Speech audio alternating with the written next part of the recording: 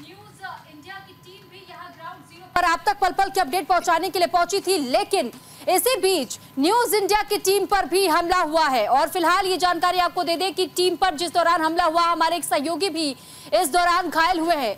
हमले में news India के सहयोगी घायल हुए हैं। ये बड़ी खबर इस वक्त आपको बता रहे हैं, क्योंकि वो आप तक खबरों को पहुंचाने के लिए वहां ग्राउंड जीरो पर उतरे हुए थे, जिस वक्त उग्र भीड़ की ओर से हमला कर दिया गया। फिलहाल ये जानकारी आपको दे दें कि कई मीडिया कर्मियों को वहां से हटने के लिए कहा जा रहा है, लेकिन फिर भी मीडिया कर्मी अपने कर्तव्य को निभाने के लिए ग्राउंड जीरो पर अभी भी मौजूद है। लगातार पल पल के अपडेट्स आप तक पहुंचाए जा रहे हैं, लेकिन इस बीच ये खबर हम आपको बता दें कि हमारे सहयोगी इस बीच घायल हुए हैं, उन पर हमला हुआ है।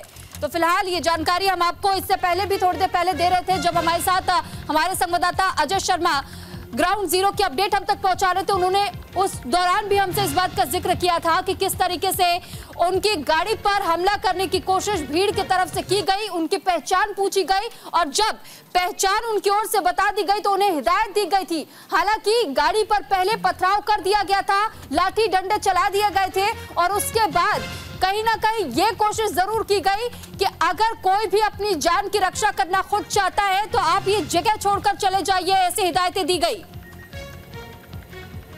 और इस पर ज्यादा जानकारी के साथ हमारे संवाददाता अजय शर्मा एक बार फिर से हमारे साथ जुड़ चुके हैं।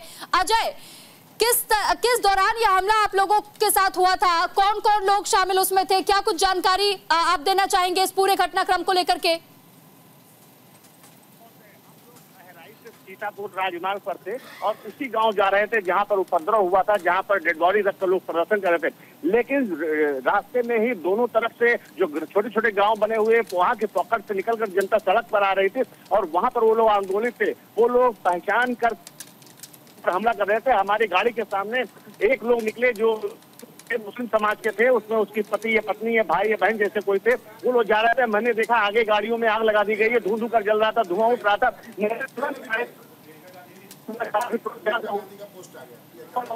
अपने हमलावर हो जाएंगे।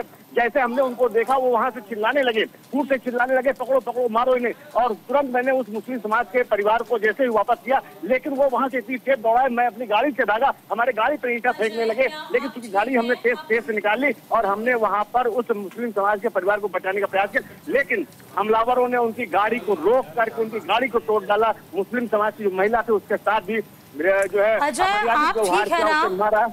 अजय आप ठीक है? हम किसी तरह निश्चित तौर पर किसी तरह से भाग कर जरूर बच गए। हमने बताया कि हम लोग मीडिया कर्मी है, लेकिन फिर भी वो लोग मानने के तैयार नहीं थे। वो लोग पहचान कर मारे थे। हमने बताया है। चलिए हम भी ये चाहेंगे कि आप पल पल की अपडेट तो हमें दें, साथ ही साथ आप अपना ख्याल जरूर रखें।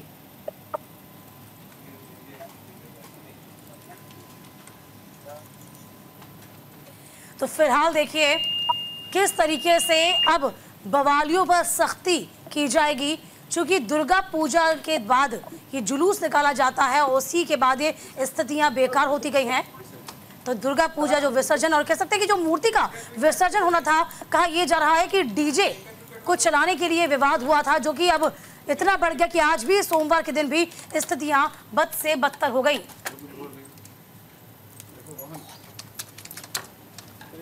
प्रियंका का एक ट्वीट है, दे दीजिए। ठीक है अजय, चलिए बहुत धन्यवाद आपका तमाम जानकारी हम तक पहुंचाने के लिए। देखिए अजय शर्मा लगातार पल पल की अपडेट्स आप तक पहुंचाने के लिए ग्राउंड जीरो पर डटे हुए हैं।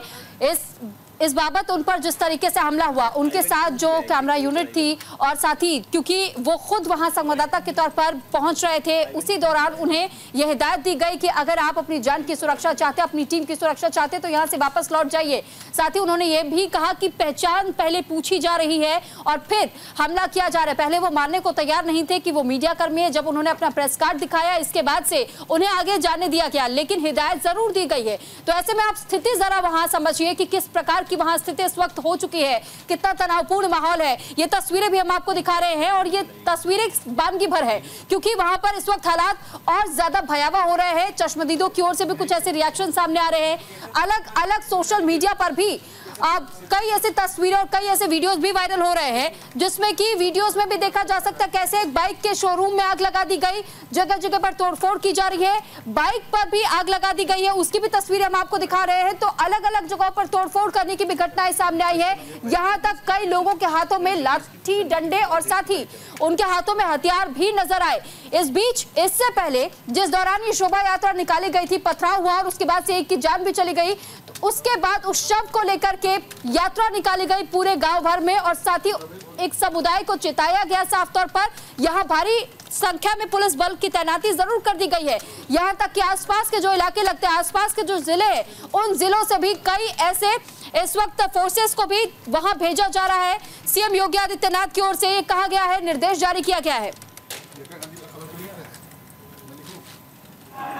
देखिए, कानून से किसी को भी खिलवाड़ करने की इजाज़त नहीं है। जो भी दोषी होगा, जांच चल रही है, कड़ी कार्रवाई होगी। स्थिति सामान्य है और दोषियों की पहचान की जा रही है।